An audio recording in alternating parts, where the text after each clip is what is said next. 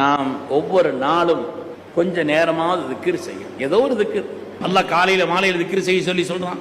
அதனால கொஞ்ச நேரமாவது ஒதுங்கி இருந்து ஏதோ ஒரு திக்ர் உங்களுக்கு வாய்ப்பு இருந்தால் ஹஸ்புனல்லாஹு வ நிஅமல் வக்கீல் நிஅமல் மௌலா வ நிஅமன் நசீர் ஒரு 450 தடவை ஓதிட்டு வாருங்க.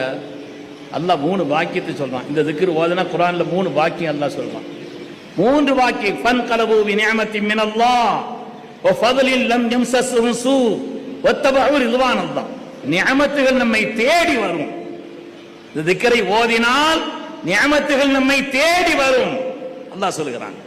இரண்டாவது, அல்லாஹ் நமக்கு தந்த பாக்கியங்களில் எந்த கெடுதலும் வராது.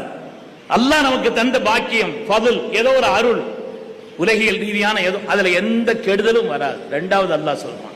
மூணாவது, அல்லாஹ்வுடைய பொருத்தம் கிடைக்கும். அல்லாஹ்வுடைய பொருத்தம் கிடைக்கும்.